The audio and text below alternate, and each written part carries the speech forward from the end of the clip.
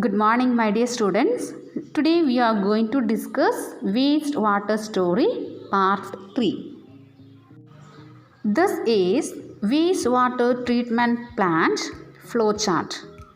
My dear students, please go through this and it is very easy to remember the different steps in WWTP. Let us start today's portion. Become an active citizen. Waste generation is a natural part of human activity, but we can limit the type of waste and quantity of waste produced. Often we have been repelled by offensive smell. The sight of open drains is disgusting. The situation worsens in the rainy season when the drains start overflowing. So at that time, as an active citizen, we can inform sewage leakage, open drains, overflow drains, unhygienic and unsanitary conditions witnessed at any place to municipality or Gram Panchayat. If the sewage of any particular house makes the neighborhood dirty, you should request them to be more considerate about others' health too. Now we can discuss waste disposal. That is better housekeeping practices. Should not throw oil and fats in the drains. Avoid throwing chemicals like paints, solvents, insecticides, medicines, etc. because it may kill microbes that help to purify water. Avoid throwing used tea leaves, solid food remains, soft toys, cotton, sanitary towels, etc. If we are doing like this or throwing these waste in the drains, what will happen? These waste chok the drains and they do not allow free flow of oxygen.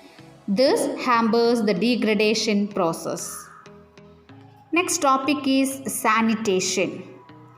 Poor sanitation and contaminated drinking water is the cause of a large number of diseases. A very large fraction of our people defecates in the open, on dry riverbeds, on railway tracks, near fields and many a time directly in water. This untreated human excreta is a health hazard. It may cause water pollution and soil pollution. Both the surface water and groundwater get polluted. We know that groundwater is a source of water for wells, tube wells, springs, etc. Thus, it becomes the most common route for waterborne diseases. Which are the waterborne diseases? Typhoid, cholera, polio, meningitis, hepatitis and dysentery. So, we have to follow domestic hygiene and public or community hygiene. In our country, fairs are organized periodically. A large number of people participate in them. In the same way, railway stations, bus depots, airports, hospitals are very busy places. Thousands of people visit them daily. Large amount of waste is generated here. So it must be disposed of properly, otherwise epidemics could break out. Do you know what are the alternative arrangement for sewage disposal? Low cost on-site sewage disposal systems. Example, septic tanks, chemical toilets, composting pits, etc. Next, septic tanks are suitable for places where there is no sewerage system. That is for hospitals, isolated buildings and cluster of 4 to 5 houses. On-site human waste disposal technology, that is no scavenging required. Excreta from toilet seats flow through the covered drains into a biogas plant.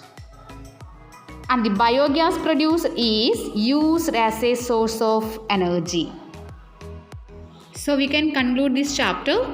Our role is to keep our environment clean and healthy. It's our responsibility to keep water resources clean and adopt good sanitation practices.